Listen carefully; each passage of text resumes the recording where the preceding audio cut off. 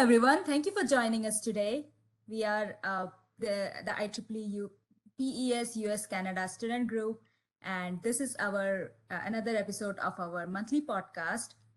And we have these are conversations where we have guests who inspire us, who speak from experience and drive innovation. So, welcome everybody. And I would like to say that this event is all for you, the young professionals, students, and all of our attendees. So please ask questions, interact with us. We have the Q&A option, or we have the chat, and feel free, just keep interacting throughout the conversation. That I'm Priya Mana. I am a third year Georgia Tech, and I'm the host for Georgia Tech's PhD student, and I'm the host for today. And the team behind the podcast is our co-producer Clinton Goddard, our editors Edmir and Paul Nieto, our head graphic designer and social media coordinator Shani Lin, our publicity lead Augusto Zanin, and our mentors and executive producers Hasala Dharmavardena and Conrad Schmidt. Without further ado, it's an honor to introduce our guest for this evening, Dr. Ahmad Faruqui.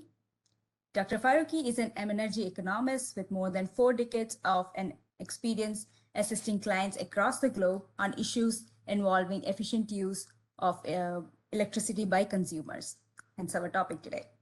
He has worked on demand-side management programs, demand forecasting, innovative rate design, load flexibilities, EVs, and distributed energy resources. He holds a doctorate in economics from UC Davis and a bachelor's and master's degree in economics from University of Karachi. In his career, Dr. Faruqui has advised more than 150 clients in 12 countries on 5 continents and has appeared before regulatory bodies, governments, legislative councils in more than 20 states in Canada and US, in addition to foreign countries. His work has been cited in multiple news outlets, and he has appeared on national TV and radio. We are very excited to have him with us today. So please join me in welcoming Dr. Faruqui. Thank you so much for taking the time. Thank you so much for inviting me. This is a pleasure. It's entirely mine. No, this is very exciting. So we will go ahead, and we wanna. It's even though it's just an hour, and you have done so much work in this industry. But we want to start from the beginning. Know more about how you got into this field. Did you know that you always wanted to be an economist, and how did you end up being an energy economist specifically? We would love to know your background. Absolutely. So I actually am an accidental economist. I was supposed to go in the Pakistani army, but they said I was medically unfit. So then a decision was made by the family that, let's make him into a civil servant, because we didn't have any civil servant. And the civil service of Pakistan is very prestigious. You have to go through a competitive exam. It requires a master's degree in something. Doesn't matter what it is. So I ended up in economics just as a way to get a master's degree, so I would then take that exam. Nice. Well, the challenge for me was I fell in love with the subject. So when I was in the introductory economics class, I was just captivated beyond words. And then as the years went by, 4 years to get the master's, I said, I'm going to become a professor of economics. I don't want to go into the civil service. So I never took the exam. And I applied to many universities in the US, the UK, and then through a long process decided to come to UC Davis. And UC Davis, I came in thinking I would become an international trade economist, do some econometric work, go back and focus on that activity. But the energy crisis happened in 1974. That was the first year of my graduate studies. That became captivating for me. And within 2 years after I finished the coursework, I thought, okay, what should I do now? Pick a dissertation topic. And my professor said to me, well, we have a big energy crisis. So how about you work at the Energy Commission, which was newly created agency in California. And a dissertation topic will come to you, believe me. So I went in not really wanting to be an energy economist, but it came to me. The Energy Commission was such an inspiring place. And I found a dissertation topic, got my PhD, and then got a job at the Electric Power Research Institute. And from that point on, it was a point of no return. I just That's got deeper exciting. and deeper and deeper, and the decades just flew by.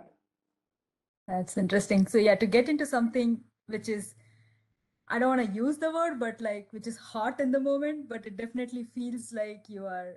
That's interesting because you are in the middle of it all, and it's very directly applicable. So I'm sure that would have been a lot of inspiration. Just for the background for some of our younger students or people who may not know how the situation was back then, what was the energy crisis about, and how was it back then? Just give an The overview. original energy crisis.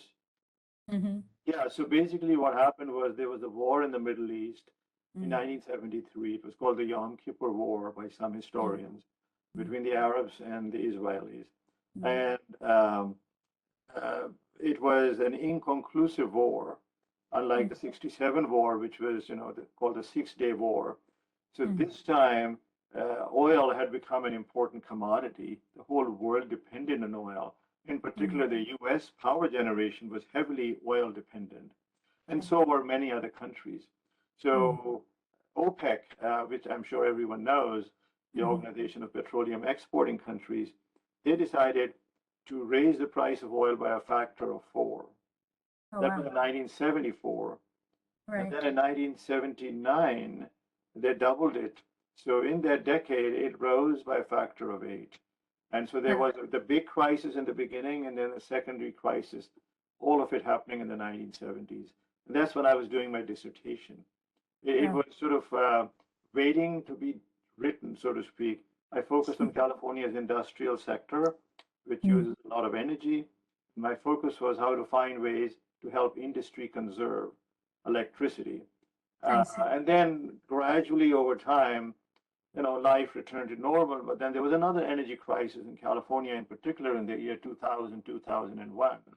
Mm. So thus far, I have seen two big energy crises, and they're saying we're already in a third one because the gasoline Mm-hmm. prices have shot Right. through the roof.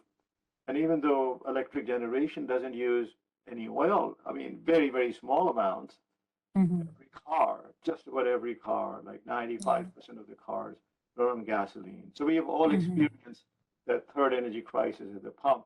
In California, Right. the price shot up in some places to $7 a gallon. It used to Wow. be $5. This is premium gasoline. So Mm-hmm. this is a crisis as real as one can imagine. Right. Wow. So how was it getting into this field back then when things were, I you know? Yeah, so it was so exciting that if I start describing it, I may surprise all of you, but it was an emotionally compelling moment. We actually thought we were going to fix the problems once and Mm. for all. We were naive and utopian in our thinking, but that's what you are in your youth, right? And so there was a lot of enthusiasm. And sure, we being the profession, fixed a lot Mm-hmm. of problems, but as everyone knows, we keep coming up with new problems, one after the other. Yeah. So it's sort of almost like it was such a compelling career that Mm-hmm. I really didn't think of it as a job. I thought of it as my passion. Mm-hmm. And it was hard to tell whether it's a hobby or a job or both. I really didn't want to retire. I kept postponing the retirement decision at least four times. And then finally, when I decided I will retire, I told the president of the forum that I was working with, the Bradley Group, that I'm retiring. He said, yeah, every 2 years you keep saying it. So aren't you just saying that yet Yeah. again? I said, no, this time it's real because I Nobody takes decided it to strike seriously home. anymore. Anyway, so it has been an incredible profession to have been a part Mm-hmm. of. I Mm-hmm. got to interact with a lot of engineers, Mm. both at the Energy Commission, at the Electric Power Research Institute. I got to know what IEEE was much more so than what the American Economic Association was or AEA, because Mm. the AEA was very theoretical. It was not really into the kinds of things my job was taking me. So I Right. presented at several IEEE conferences Mm. and also published a couple of articles in the IEEE magazines along the way, along with the economic magazines. Nice. This was truly a career where, I would say economics and engineering were intertwined. Now, Yeah. I should mention as a footnote, I come from a family of engineers. Mm. My dad worked for the electric utility in Pakistan. Oh, wow. Okay. I didn't want to go in that field, partly because my dad had done it. He was on the operation side. I see. Um, but, I ended up in that same general field working with electric utilities, this time around the globe. I mean, I was Right. really fortunate to meet utilities across North America, and then at some point started doing overseas work. So Malaysia, Mm. Thailand, Saudi Arabia, Hong Kong, Australia, New Zealand, and conferences in Europe and other places. So it was, as I said, like my passion. Mhm. And I'm still having a hard time winding down. I still occasionally write, and people are Right. saying you're not really retired. You should stop writing. I said it's the inertia of the flywheel. It will stop, but right now it's still spinning. Yeah, yeah. I stop a good thing. Yeah, but definitely what you mentioned there is such an important thing of being able to work across disciplines, and I think it takes courage to go and you know work with work in areas like that where you're at the interface of two things. Say you're talking about working with IEEE engineers and so on. So that's something I feel that's very commendable, that whole line of work. If Yeah. I can add just one sentence, um, I forgot to mention that I wouldn't be the person I became unless I had good mentors along the way. I had Mm-hmm. incredible mentors from the very beginning to the very end. And of course, at some point, I became a mentor to several people who worked with me. So the Right. importance of mentoring, Yeah. networking, and socializing is as important as the academic education that we obviously all need to get. Right. Right. Definitely. Yeah. And so as you progress through your career, how did you make the pivots on I'm sure mentors played a role there of showing you the path at various points on what might be the next best thing to do. How did that all come about, and what were you working So as you progress? it was sort of like, let's call it learning by doing and copying others and imitating them and observing them as they presented, observing them as they wrote their reports. I was like an understudy, if you will, to use an old fashioned word. Um, for example, when I got the job at the Energy Commission, I didn't know how to program. And in those days, the language of choice was Fortran. Some people may not even have heard of it, but it was the original language. And so my professor kind of knew I didn't know Fortran, and there was no Mhm. time for me to take a class in Fortran. He just sat down with me one day and just showed it to me. We were sitting next to each other on one of those old PC terminals. And Mhm. I said, "Oh, is that all there is to it?" He said, "Pretty much." And then, of course, we had those cards, those Yeah. hard. So, Punch card. Yeah. I just copied other people. And at some point, they thought he can now stand on his own feet. So then they Mhm. started giving me responsibilities. By the time Mhm. I came to EPRI, which was 1979, Mhm. um, it was like I was 26 years old. I got my Mhm. PhD and had started this new career. Mhm. They expected me to go and present to commissioners, to policymakers, to utilities. They just Mhm. threw me into the pond, so to speak, or into the pool Mhm. to sink or swim. And I made my share of mistakes. I Yeah. irritated a lot of people with my uh, academic background and trying to teach them, and then learned the hard way that it's not as easy as it is in the classroom. This is the real world. There are Mhm. barriers and constraints. And particularly for me as an economist working in the electric utility industry, Mhm. it was very Mhm. intimidating because Mhm. most utility clients that I had were engineers. And we had a Right. language problem. We also Right. had a philosophical problem. I mean, we Yeah. had so many bridges to cross. But as I said, they threw me into the pool, sink or swim, and Mhm. I had my share of awkward moments, even with my mentors. But Mhm. what I discovered, and this is just a general comment, that you can have a good argument with your boss and still Mhm. make peace afterwards. And actually, you become closer. The more you argue, the more you Right. get to know each other. So I've had my share of bumps in the road, but the mentors, they have now become my lifelong friends. Mhm. And some, unfortunately, have passed away, but their memory lives in me. That's very nice of you to share, especially when people hear about, like, when they see you right now after all the years of work that you've done. It's hard. I mean, just to share that part of there are ups and downs throughout, and things you learn along the way. That's, I think, definitely very important for especially young professionals to learn. I tell you, be bold. Don't hide your thoughts. Even if you think that you might be naive, speak up. Hmm. Because unless you speak up, you won't get noticed. And one thing I will tell you, which one of my mentors taught me when I was working at EPRI, uh, he said you need to go out there and network. You need to present. You need to listen. Unless people Hmm. get to know you, you're not going to go anywhere. Right. And then he added a line from a Woody Allen movie. For an engineer to have a line from a Woody Allen movie was amazing. He was an engineer. The line is 80% of success is showing up. You don't show up, nothing's going to happen. And yeah, Yeah. most of the time it won't go anywhere, but then a momentum will develop. And at Right. some point, the other thing that I found very helpful was I started writing articles and Mm. just couldn't stop. And I would send them to all of my contacts, utilities, regulators, academics, and what have you, and get useful feedback. And one of Mm. the interesting comments I got was, "You're writing faster than I can read. Can you slow down?" It was a lot of fun, writing, Yeah.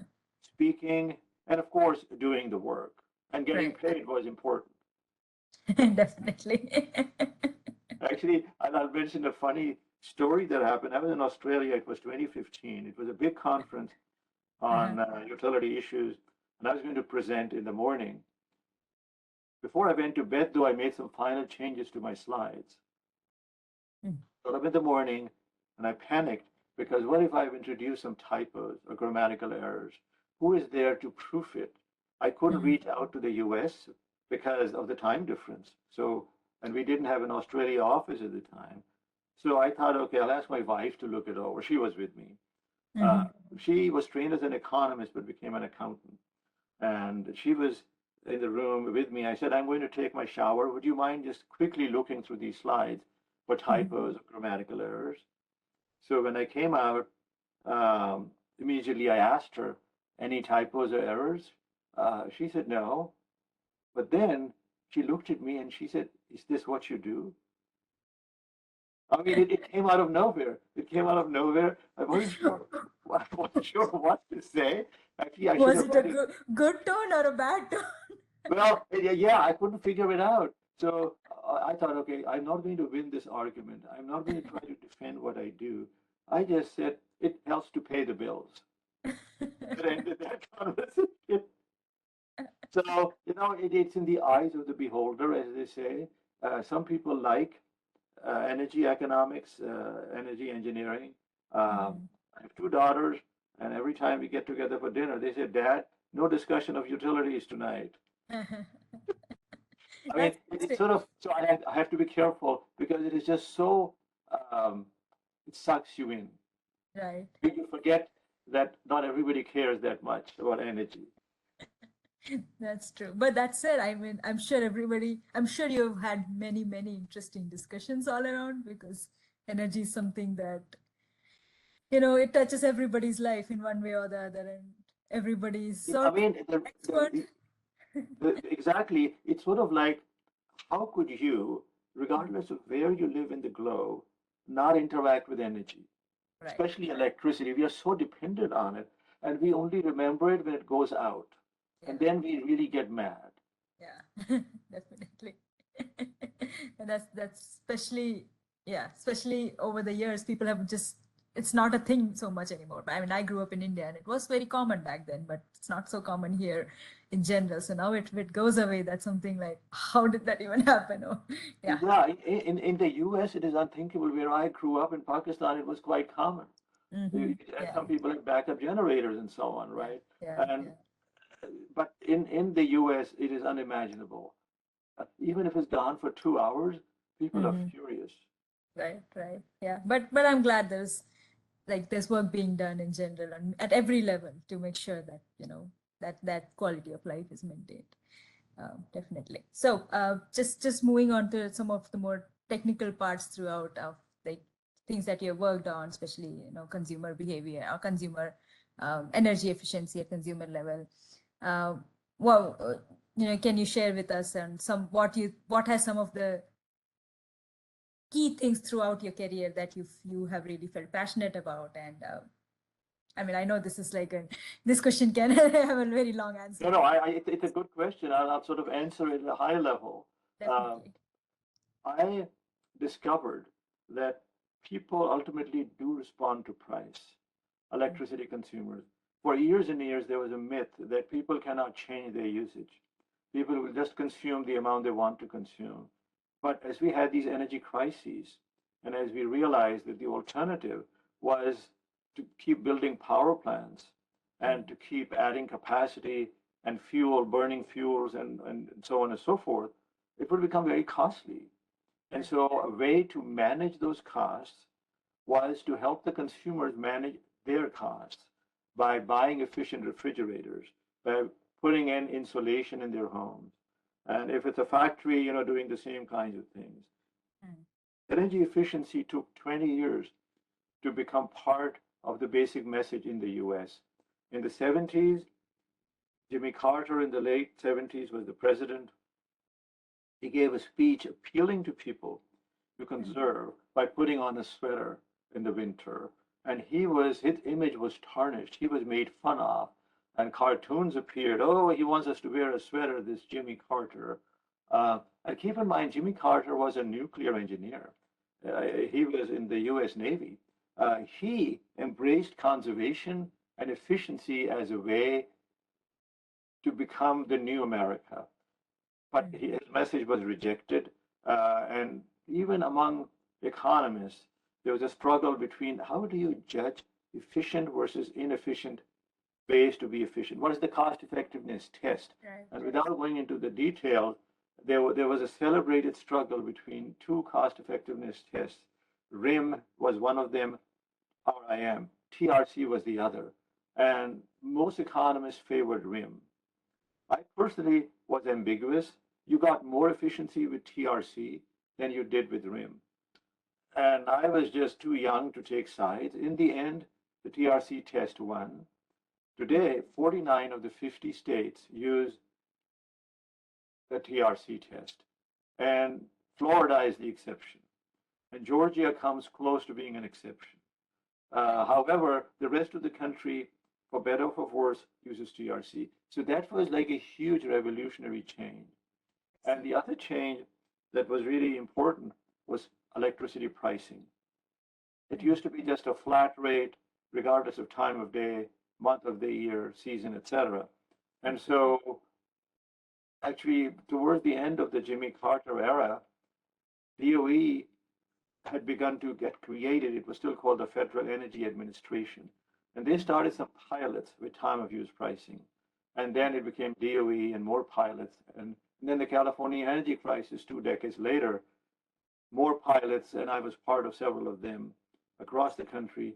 And finally, smart meters were rolled out Mm. that would allow time of use pricing to occur and even dynamic pricing to occur. Mm. So these things were happening slower than I wanted them to happen. But as I look back, 43 years later on, Mm. a lot has happened. We now have 100 million smart meters out of 140 million meters. In Right. the beginning, it was zero. So in about 10 years, we've gone from zero to 100 million smart meters. We are not doing enough things with the smart meters on the customer side. They still Mm. need to be done, but at least the infrastructure is taking shape. True. And of True. course, I should mention electric cars. Mm. Um, back when I joined EPRI in 1979, I was actually doing a project on electric cars, if you can believe it. There were none on the road. There were none on the road. There were golf carts on golf Oh, courses. oh, Same okay. idea, right? And Yeah. so utilities wanted to research the market for electric Hmm. cars. Hmm. And we did some survey work, and we found out that most people wouldn't buy them because the range is too short. Range anxiety, that term had Right. not been invented back then, but that's what the issue was. That is That still was the the issue core. today. That's the core of it. Yep. So progress uh, has been slow, but at least now you have several electric car models available, and they are beginning to be bought, right? Yeah. I've seen them in Atlanta. I've seen them in virtually every city now. Where Hmm. I live in the Bay Area, in the San Francisco Bay Area, every 6 to 7 car is an electric car, at least in the neighborhood that I live in. Yeah. Sometimes, so I have a gray Tesla, and most Teslas are gray for some reason, and I can't find my car. They all look the same. A couple of times I tried to enter somebody else's car because you don't need a key, you just need your That's phone. right. That's It right. has the Bluetooth. And then I realized, why is it not opening? What's wrong? So finally, they're beginning to come. And I It's think the funny. price will come down, more models will Yeah. be available. But it's taken us something like 40 some years to get to this point. And Yeah. then the other thing I'll say quickly, Hmm. by the way, there is an article that I would highly recommend some of you might want to read. Hmm. Um, it appeared in 1960 in the Harvard Business Review, Hmm. and it was called Marketing Myopia, Okay. a business marketing kind of article. However, two things that are really of interest to this audience. Electric cars were mentioned in that article. Hmm. The author, Professor Levitt, Harvard Business School, he said the oil companies think they have a monopoly on the customers' gasoline purchases. They should be Hmm. aware that competition is coming, and that's electric cars. He also said the electric utilities think their future is guaranteed because everybody needs electricity. But he said the day will arrive when solar energy will become common. And so their Right. revenue, despite being a monopoly, will be threatened. Right. So what I learned from that article was I read it, I think, in the early 80s, 20 some years after it had come out. It was so Hmm. thought provoking that I tell you, it has guided my career. I actually never met him. I wanted to meet him, but by the time I wanted to meet him, he had passed away. But Hmm. his legacy is profound. And we should never take anything for granted. That, a friend of mine who recently retired as a senior executive at an electric utility, he said no industry has remained a natural monopoly forever. Every industry thought it would forever be a monopoly, and competition arrived.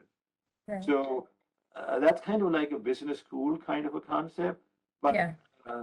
in energy economics, you need to know some business, you need to know some engineering, and Yeah. ultimately, I discovered it's very political. So Hmm. it doesn't hurt to know a little bit of politics as well. Definitely. Yeah. With the political winds blowing. I mean, when you're talking about the conversation part, I mean, this makes me glad that from the Jimmy Carter time, we have come somewhat like far away. At least it's a mainstream conversation now of having. Uh, I mean, and energy efficiency definitely has been there, and hopefully a lot more investment in general in the sustainability sector and so on. So I think these are good problems to have in some ways. But Yeah. I mean, it keeps you awake at night, wondering whether the testimony you filed, which was based on sound economic analysis, will make any difference or not. Mm, Actually, in mm, one rate case back in 2019, in mm, the state in which you're in, whose name I will leave ambiguous, I was testifying, and one of the opposing attorneys put up a paper in front of me which was by a person whose views were the opposite of mine, who I knew well. And he said, "Are you familiar with this paper?" I said, "Yes, I am." And I said, "By the way, we are friends, even though we have a disagreement on this particular issue." So he mm, said, "So, okay, so is electricity pricing one of those topics in which, um, intelligent people can disagree? Is it mm, like as much art as it is science?" mm. I looked at the 5 commissioners in the room. They were all elected commissioners. Everybody knew that. And I looked at them and I said, to be honest, it's mostly politics. And the whole room burst in laughter. I mean, everybody knew it, but nobody had said it. Nobody wants to say that. It went in the record, it was typed up, it was in the transcript. It's all politics. Which at least in the energy space, it is extremely political. People have preconceptions, whether they are commissioners or governors. I mean, I had a chance encounter at a wedding in 2010 with Governor Jerry Brown, four-term governor of California. He had just been reelected a third time. So my wife said, why don't you say hi to him? I said, I don't know him. I mean, I know of him, but he doesn't know me. She said, I'll introduce you to him. So she just shook his hand and said, Jerry, this is my husband. And Jerry said, I think I already had my photograph taken with you, which was not correct. It was not correct. And we said, no. And I said, okay, I just have one question for you, Jerry. What will be your energy policy? So he said, oh, that's too broad of a question. Can you be more specific?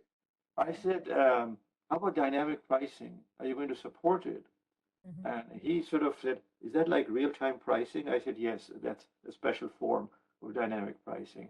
And we were about to have a good discussion when Jerry's wife, Anne, she intervened. She said, Jerry, we have other people here. I don't know if I call that a good discussion. Yeah. So then Jerry saw my face. I think my face was a drawn expression. And he said, send me a letter. I need your ideas. Okay. So I wrote a 2-page letter and sent it to him. Never heard back. And to this day, we only have 2% of the customers in California on dynamic pricing. Only 2%. They have the meters, they can do it. And I've actually had behind the scenes discussions with the utilities and also the president of the commission who presided over 2 terms. And the answer is customers hate it, customers are not ready for it, or there is no one advocating for it other than you. Now it's become very pointed. They all know. And one person even said, maybe on your tombstone, there'll be an epitaph that'll read dynamic pricing. So, you just roll with the flow. I mean, I would say by and large, and don't take this the wrong way, my life has been a series of failures, but I've had fun failing. Actual policy impact has been limited. Everyone knows me, and maybe I should be happy just with that fact. I won't say that. It's all, as you said, like putting an idea out there, bringing it up there. I mean, yeah, someone's got to do it. So, And some people are, when I retired, a lot of people told me that you were ahead of your time. Your message has educated a whole new generation of experts, and in due course of time, your ideas will begin to see the light of day. I hope it happens. Nice. But at this point, I don't care. Yeah, I'm retired. If it happens, great. I won't sweat over it if it doesn't happen. Definitely. But for you do your best, right? You do the best you can. Yeah. And even though I have had many arguments with opposing counsel or opposing experts, I have never lost a friend. They've all become friends. So my view is, life is too short to get into petty arguments and then hate the other person and curse them. I mean, it makes no sense at all. Yeah, definitely. For our young folks out here, would you like to share more about dynamic pricing in general, and just explain the term a bit more, and if what your thoughts are on how, especially say with the added increasing number of DERs or renewable energy, can that is there a link between these? Can there be? Is that a solution to some of the problems they might be having? Absolutely. There is no doubt that variable and renewable energy, or VRE, which is solar and wind for the most part on the grid, is coming in very large numbers. Even in states like Texas, where one would have thought that wouldn't happen, and certainly in California. So the challenge, as we know, it's variable. Some people call it intermittent, others call it variable.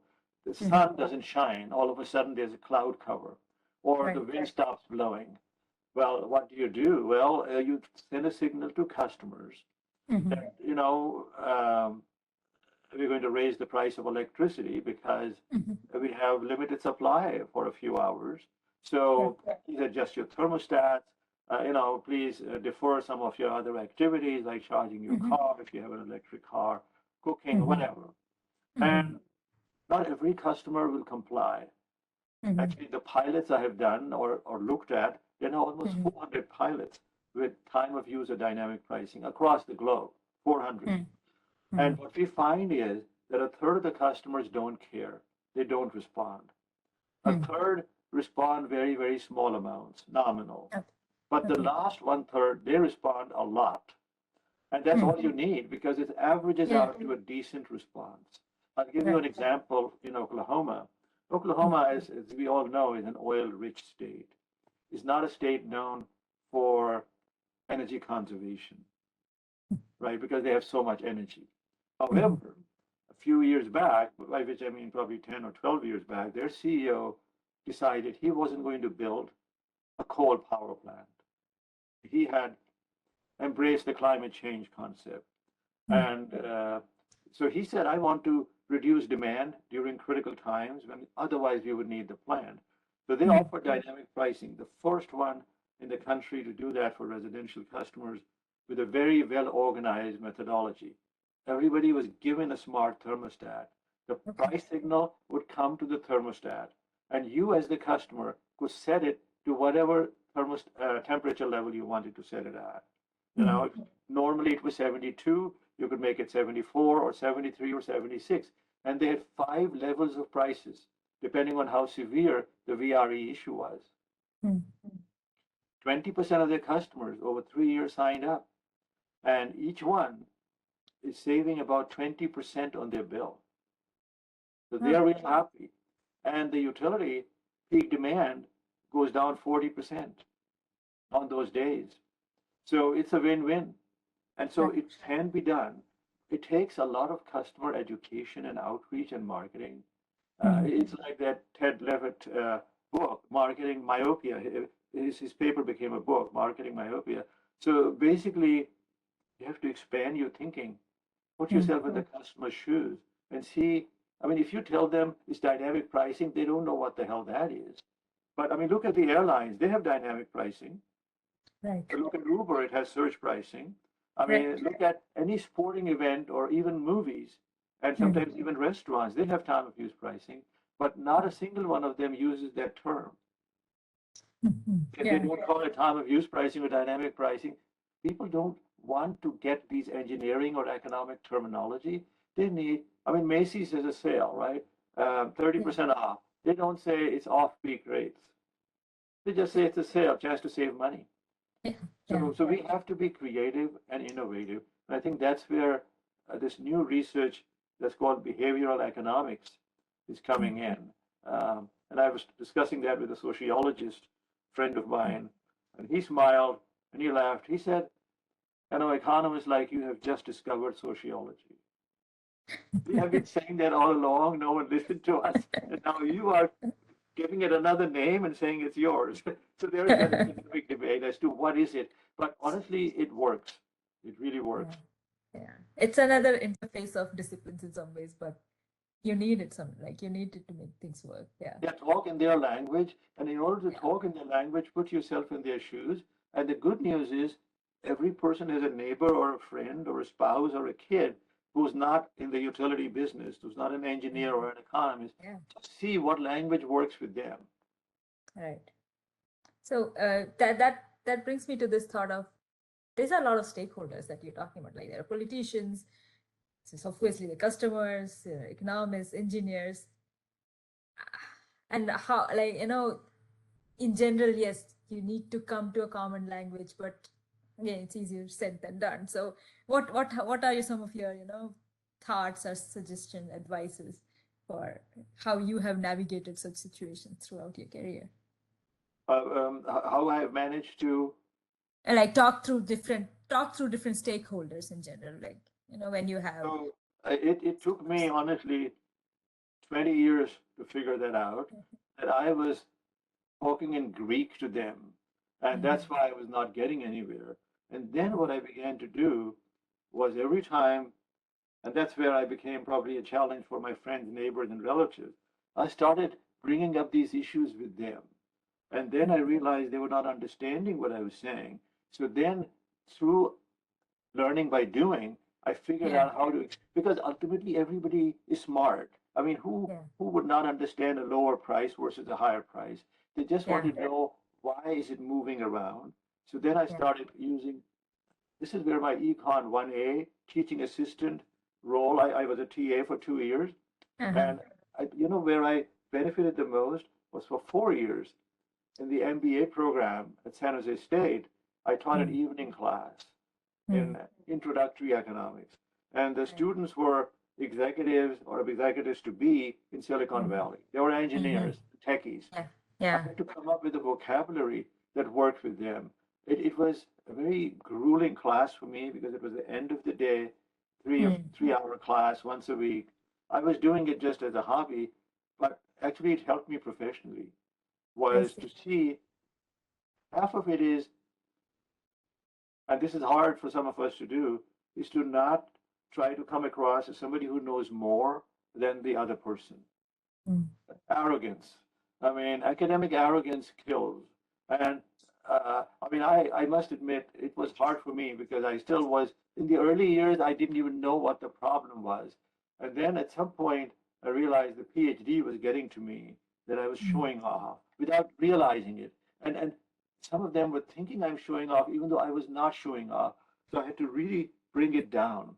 And Mm. once I had figured it all out, something strange happened. I wrote an article for a journal about dynamic pricing, and it was rejected because the referee said it's written in plain English.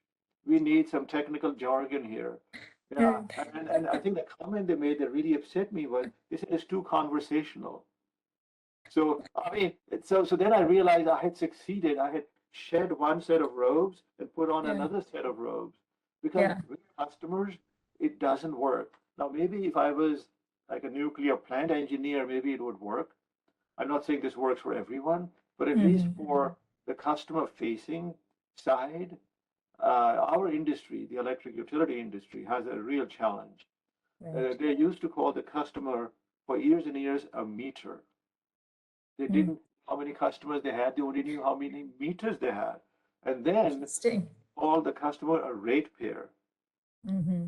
Can you imagine Nordstrom's referring to their customers as ratepayers? Uh, Wow, I never then thought of that. Yeah. and then when solar came around, they started saying behind the meter. Well, Yeah. can you imagine Nordstrom saying behind the cash register? I mean, we are a very smart industry. We're just not very smart when it comes to language. Yeah. No, it's so important to change your circle and yeah, if you can Yeah, explain it it's like a, I mean, 5-year-old. it's a mindset, but half of Yeah. it is language. It's sort of like you go to France. I don't know French, and Mm-hmm. if they didn't know English, I'd be lost. So Mm. thankfully, they knew English. I mean, it's that kind of a bridge that's needed. Definitely. I can tell you, speaking in common English is a lot easier for me than learning French. Yeah, definitely. I mean, So we, I'm just kidding. I mean, I'm sure if I tried, I could learn French, but I don't need to, right? I live here. yeah. Yep. We have a question from Cody Williams that I would like to bring up. After what happened in Texas past winter, how can dynamic pricing account for energy problems such as this? Some people were paying thousands of dollars in energy bills. Absolutely. So this was the gritty situation, gritty Yeah. hard. But the good news is only 1 or 2% of customers in Texas were their customers, from what I understand. It didn't affect, but it made the media. It made the headlines. Oh, so and so is paying $3,000. So and so is paying. The price cap was essentially $1,000, Mm. and if you didn't know, you used a lot of power, you could easily hit those astronomical bills. Three things. One is they should have put a price cap that was more realistic. They just didn't realize that it would ever happen. Right. Always expect the unexpected. I mean, that's the message of life. Mm. So put a price cap. Uh, Number two, and by the way, Georgia Power, for their commercial and industrial customers, they have the most successful real-time pricing program for CNI customers. They have more than 2,000 large customers on RTP, and they have price Okay. caps. They also have price floors, because when you put a price cap, you have to raise the average price. Okay. and some people don't like it. So then they put a price floor, and it's called a collar. So there are all kinds of sophisticated financial instruments that Georgia Power has, which Grady could have used, and this fiasco would not have happened. Secondly, I would say is educate and prepare the customers that on certain days you will have high prices. And I'll give you an example from Illinois. So there are two utilities in Illinois, Ameren and ComEd. They both offer real-time pricing to residential customers. They have 4 million customers collectively, and 40,000, only 40,000 are on real-time pricing. Even though it could benefit a lot more, there is a fear that prices will shoot up. And in 2007, I can't disclose the details because I was retained and some of them are confidential. But the gist of it is some customers got really upset. They created a social media group and they started complaining about what was happening. And the news got around to the utility and they hired me to look into what was happening. And what I discovered was that customers were not educated or provided technologies like a smart thermostat to benefit from RTP. I see. And a lot could be done, as Oklahoma Gas and Electric showed us with this dynamic pricing program um, to educate customers. So it's not easy, but it's not impossible. So what are your thoughts? And I'm not sure on how much of this, like, did the utility have control in some ways? I mean, I don't, I know people don't like listening to that of utility controlling by thermostat, but could utility sort of? So yeah, I think I understand your question. Mm. The Oklahoma customers don't allow their utility to control the thermostat, I but see. they set it at price thresholds. So I each see. person has their own sensitivity parameter. Some Ah. people can accommodate 74 degrees, Mm. some only 72, and some can go as uncomfortable as 78. Mm-hmm. Let each customer set their own threshold. Mm-hmm. The utility control is Orwellian. George Yeah. Orwell, 1984, the British writer. Uh-huh. He has written two dystopian novels in, I think, the 1940s about how the state became your boss, like a big brother. The term big brother is coming from Right. there. So that's what this becomes. I personally, Yeah. so, being a customer as well as an analyst, I Mm-hmm. got on a direct load control program, which controls your air conditioners. Oh, okay. So I agreed to be part of it. Long story, but the Mm. conclusion is interesting, and because of the time here. So the conclusion was they started controlling my air conditioner on a really hot day. Our Mm. temperature went up by 2 degrees, which was, Mm. okay. But then they kept controlling it the second day and the third day. The Mm. temperature shot through the roof. And my wife appeared in my room and she said, I Mm. think you got us into that program that I told you not to get onto. And I said, well, I never thought they would call 3 days in a row. So I had Mm. to get on the phone to get off that program. Um, Okay. I will never get on such a program again, even though I Oh, am a supporter of those kinds of concepts. But yeah. it's this running your life. People don't Yeah. want anyone running their life. Yeah. So Definitely. we have to walk a fine. It has to be voluntary. It Right. has to be with education and showing the way. Yeah. Yeah. There is a fine line there. One thing is people are busy. They don't want to put that time in general. They just like, as we were just talking, like electricity is available, it's available. Nobody thinks about it twice. So it's a fine line of whether they want to put time learning about it, thinking about it, or I mean, in some ways, automation is good in that sense.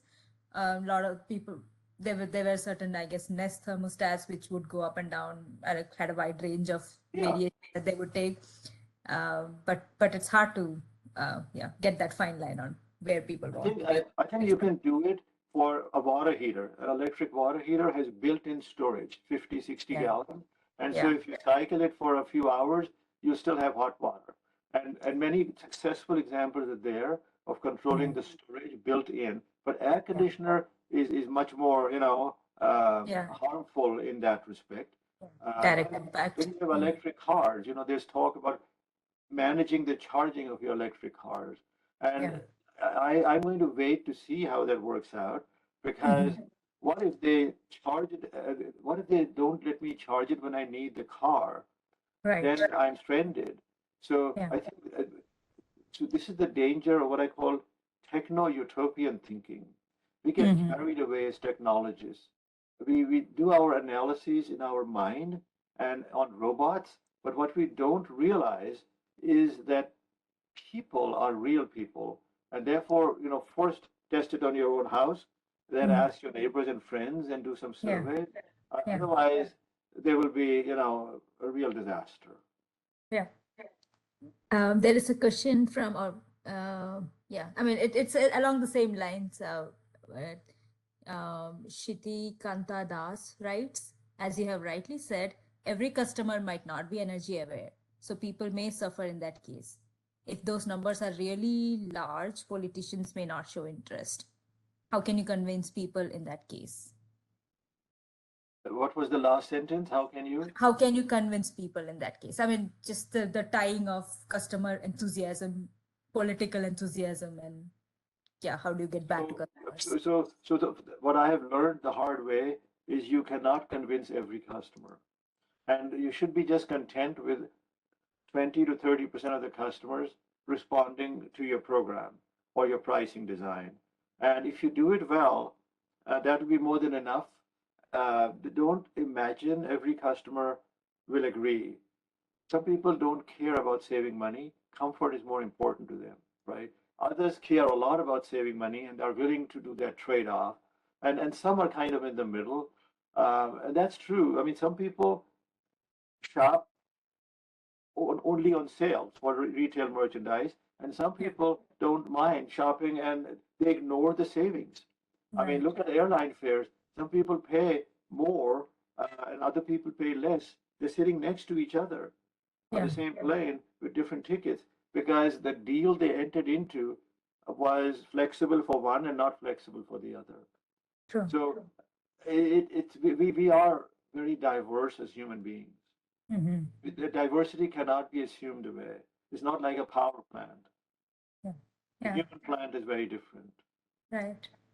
And it's understandable. Any percent of success is some success. So, and as you said, it if it averages out. But I do understand that maybe some customers, yeah, I mean, if at the end of the day, if things average out, then it's good as long as there's no major complaints. And if you have a program that has no customers, Mm. then that's telling you something. The program is either poorly designed or poorly marketed, or people just don't care. So then try something else. Be prepared to make mistakes. Be innovative. I mean, all tech companies, those are the best companies to look at for examples. Many of their products and services immediately are hits with customers, and many are dead. We never hear about the dead ones. We just Mm. hear about the Apple iPhone and this and that. Uh, just imagine how many iterations had gone before that iPhone. Actually, Steve Jobs, who passed away a few years ago, he was Mhm. asked because that company has been so innovative, right? So the Wall Street Journal whole page interview of his many years ago, which I read, Mm. and they said, "Do you do focus groups? Do you do customer surveys?" And this guy was a genius, right? So he said, "I Mm. don't need to. I just put it out there, and if they don't take it, I move on to the next one." So he had like constant stream of innovations. All Yeah, you need is one or two successes.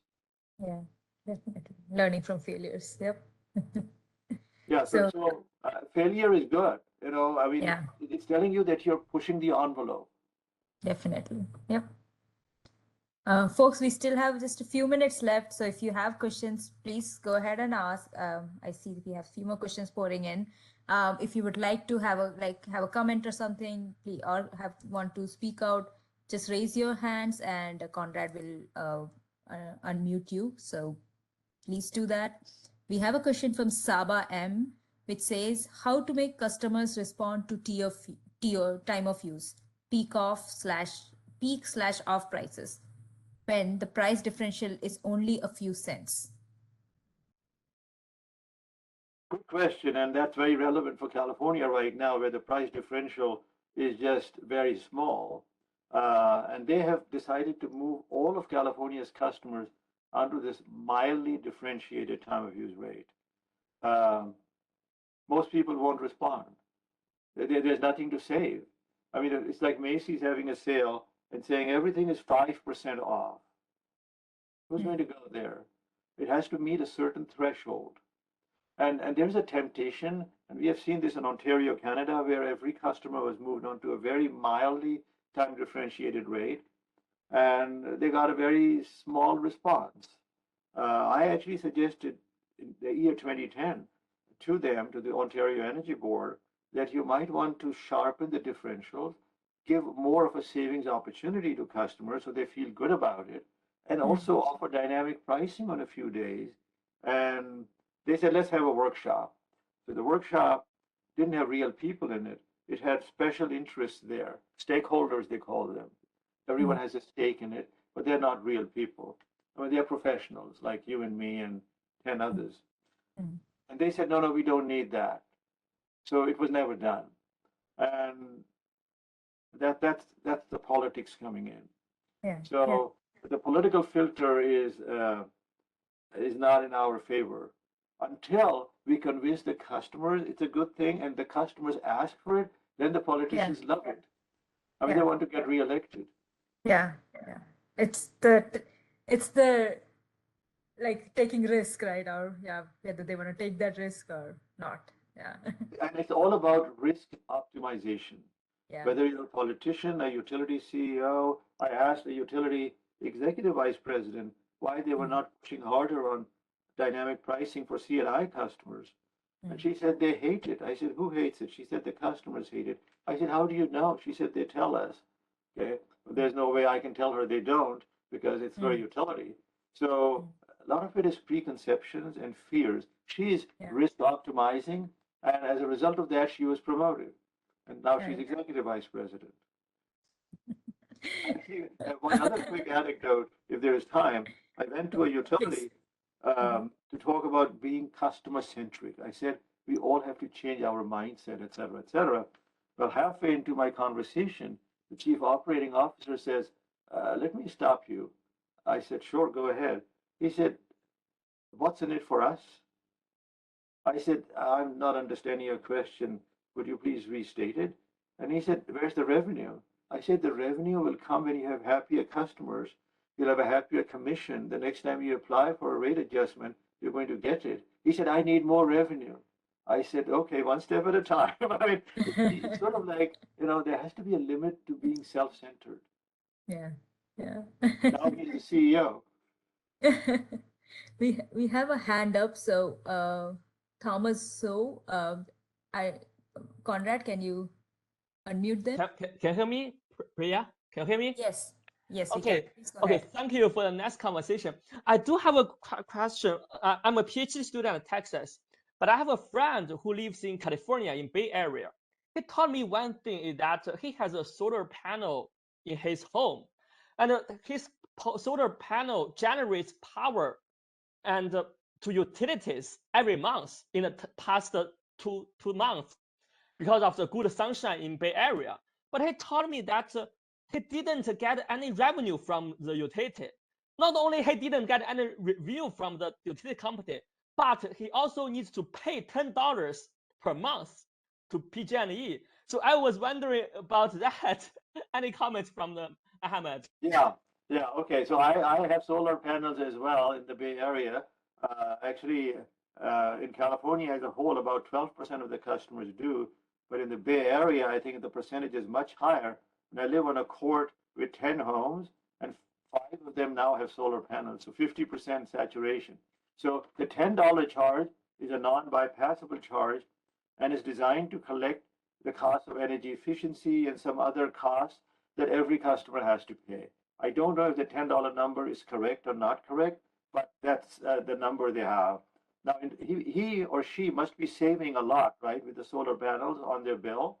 If they didn't have the solar panels, their bill would be higher. Right.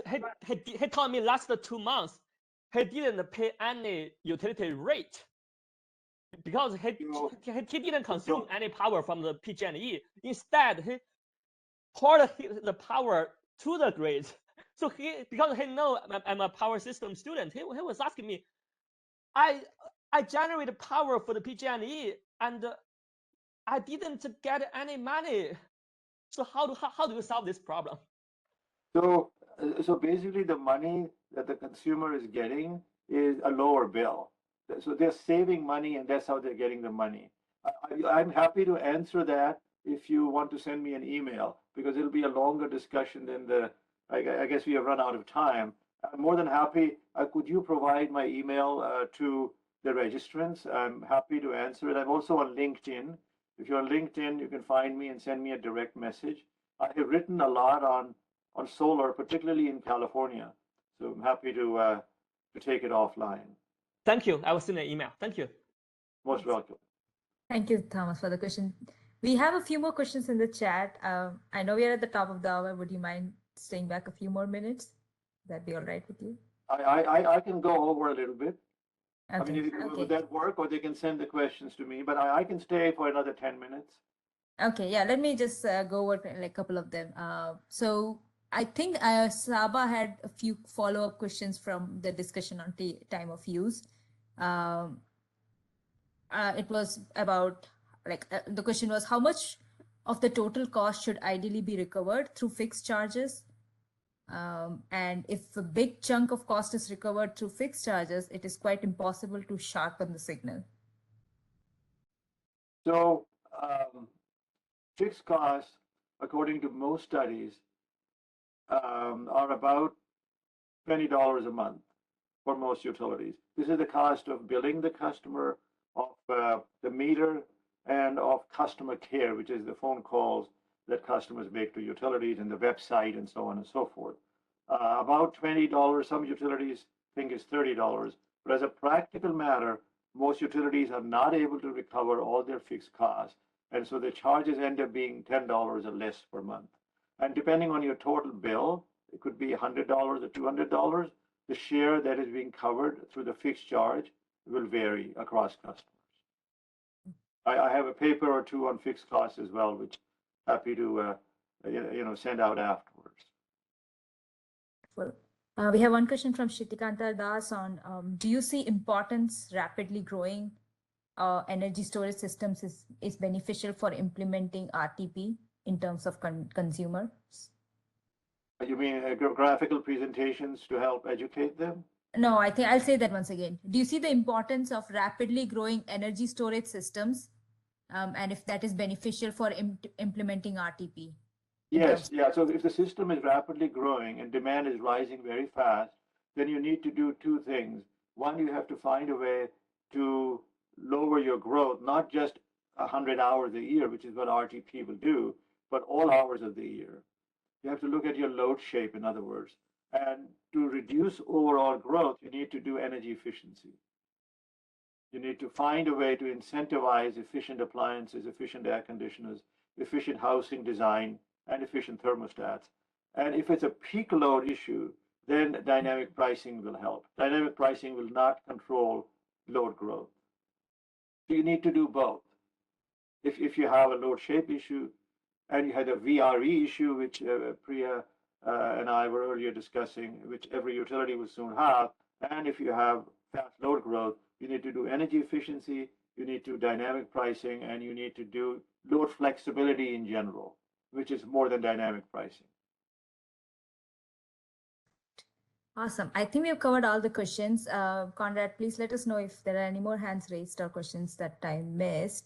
Also, in the meantime, I quickly want to ask you, I know that we have come a long way. There are a lot of solutions that have come from all directions of engineers, economists, and things like that. And every like so many people working on this area for years. What makes you hopeful for the future? What makes me? What makes you hopeful? Yeah. For how far we have come and where we are headed. I have faith in humankind. And I think people ultimately, it took them years to figure out that climate change was real. Not everybody's on the same page today, but more and more people are realizing. And the millennials, I hold hope that as consumers, they will make a difference. Uh, they will, they're already realizing that we waste so much in the United States. Every kind of natural resource is wasted. In many countries that we are quite familiar with, people don't even have enough food. They don't even have housing. I mean, even in the US, you have people like that, right? The homeless population. So we need to be very mindful of how we spend our money, not only for ourselves, which is our self interest, but for society as a whole. And that's an attitudinal change, which is almost impossible for any politician to motivate people to do. It has to come from within. And I'm beginning to see that happen with the millennials. My younger daughter kind of is just a year or two above being a millennial. And she was the first one who told me that, Dad, I think we need to start buying hybrids like a Prius. I said, I don't like the shape of the Prius. I mean, that's what I said. And she said, well, you better get used to it. That's the future. And then compact fluorescent lamps, she had the same reaction. She said, we need to. Why was she doing this and telling me instead of me telling her? She had seen the Al Gore movie, An Inconvenient Truth. I mean, and then I think they're just reading and listening to different people. And her name also is Saba, by the way. I don't know if that was the personality we thought. She's in a different field, so it's unlikely. But she is on a time of use rate with a mild differential. That's a happy coincidence, I guess. But no, that's amazing. Thank you so much, Dr. Faruqui, for My taking pleasure. I enjoyed it thoroughly, and I'm happy afterwards. You know, if people want to email or you want to send me, I'm happy to respond. We really appreciate that. Folks, if you would like to reach out to Dr. Faruqui directly, he's on LinkedIn. You can always reach out to us and we can connect you with them. So, we have all those options. And once again, thank you so much. This was such a joy. Thank you so much for having me, Priya. It was a pleasure. Take care. Same here. Bye. Take care. Thank you. Bye.